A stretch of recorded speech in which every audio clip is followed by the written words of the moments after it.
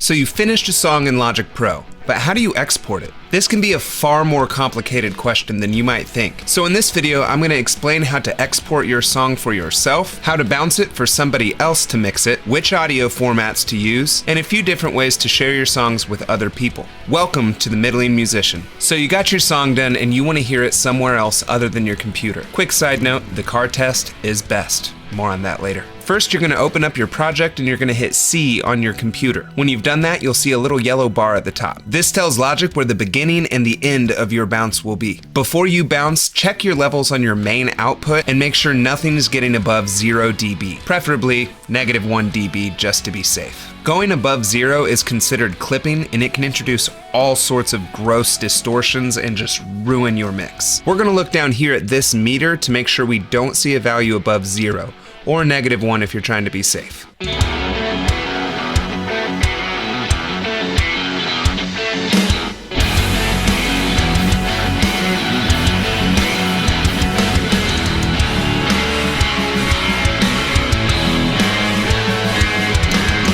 You'll want to be sure to go to both the soft parts of your song and the loudest parts of your song, just to make completely sure that you are not clipping. Again, I cannot overemphasize how important this is. To pick where your bounce is going to start and end, all you need to do is drag this yellow bar right to where you would like it to start, and then drag it right to where you would like it to stop. Once you've checked your levels, you're going to go up here to File.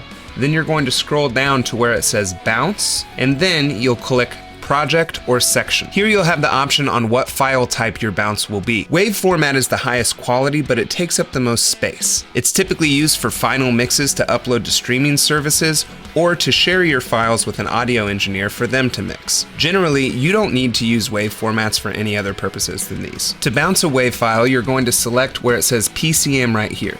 Make sure that this check mark is clicked, and then you can go over here to File Type and select Wave. You can go right here to select offline, automatic, or real time. In the past, selecting real time would usually render the highest quality audio, but the technology has progressed to a point that I never really even bother. So I almost always bounce offline. I also usually select off for normalize because this can have an effect on your mix that you might not be going for. The other type of format you should be familiar with are MP3s. In the past, MP3 files were synonymous with low quality, small files that sounded like hot garbage. And while many still avoid MP3s because of that, it's really not the case anymore, and is honestly how I bounce most of my demos whenever I'm songwriting or sharing my music with other collaborators. To select MP3, what you'll do is you'll go over here and make sure to unclick this one, and then select MP3 and click the check mark right there. Once you have your file type selected, you're going to go down here and click OK. This is where you can name your file and select where you would like it to go. Now, I always like to make sure that my file names are strictly professional.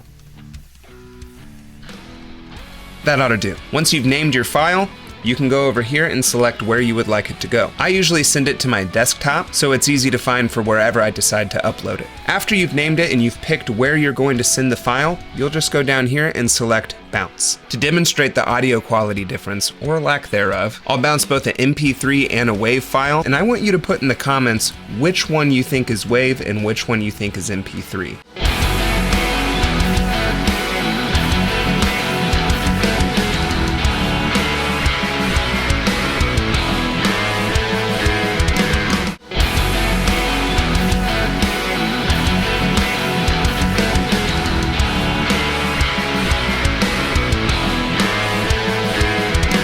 Now let's talk about how to send your tracks to an audio engineer to mix. First, speak with your engineer about what type of processing they do and do not want on your tracks. Some may prefer no plugins on the master chain. Some are cool if you want to run a little bit of compression and limiting for glue. Some prefer that you keep all of your pretty little delays and reverbs, but others would prefer to do that themselves. To start, select the top track in your project, hold Shift, and then click the bottom track in your project. This should select all of your tracks. Then on your keyboard, press Command E. This will bring up this menu, and there's a few things to cover. Right here, you can select to bounce the entire project or just the cycle range, which is the one we selected earlier. Right here is where you can pick the file format, and if you're sending it to an audio engineer, you'll want to make sure that WAV is selected. There are also options for bypassing all of your effects, including your automation, and including tempo information. Under Normalize, we're going to select off. Under pattern, this actually will organize your tracks based on what you select. I typically will do track number and track name. One quick note before you send your tracks to the engineer is to label them. As you'll see in my project here, every track has its own label. You might be able to remember what all of your tracks are, but your audio engineer will have to go listen to every single one to see what is going on. They do not like that. So once you have all the correct options selected for your bounce, we're going to pick a destination for all these files to go to. Typically, I like to make a new folder on my desktop so I can send all the files to that folder and keep things organized. So I'm going to go up here and select desktop, and then select my folder that I named Tracks for Engineer.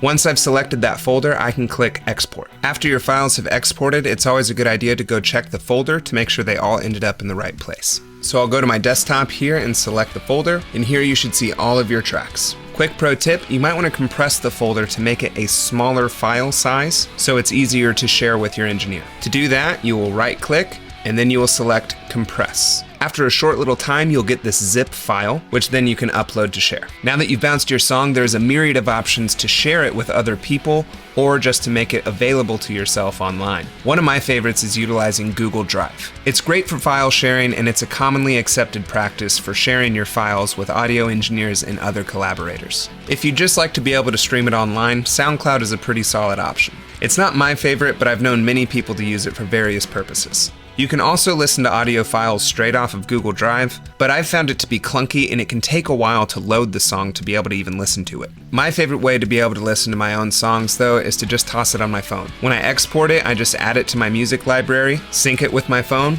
and take it out to the car to have a listen. Now, to close things out, I want to offer you a little bit of advice. When you first bounce your songs and start listening to them in your car, again, the best place for a real-world mix test, you're probably going to be disappointed with what you hear. As musicians, we often spend hours on end working on a song. In doing so, we start to lose perspective on how everything actually sounds. Maybe the vocals are too loud and harsh. Maybe you can't hear the bass at all. Who cares? You might have cranked the snare so high that it's ear-splitting, but couldn't tell until you left your desk and got in your car. Whatever it is, it will most likely be a disappointing and humbling experience at first. However, this is a part of the journey, and if you allow them to be, these experiences are tremendous learning opportunities. Listen actively to what you're hearing. Flip between your song and others you like the sound of. How does it compare and contrast? What do you like about your song? What do you like about the song that you're comparing it to? Where does yours fall short? After you've done some crying and active listening, saddle up and head back to the mix. Make adjustments, learn, and grow. To recap, we've learned how to bounce your song for yourself or for somebody else to mix it, which audio formats to use, and a few different ways to share your songs with other people. If you have any questions, leave them in the comments and I will get back to you ASAP. If you'd like to continue to learn and grow as a musician, click like and subscribe for some extra support on your journey. Thank you so much for watching. I'll see you in the next one.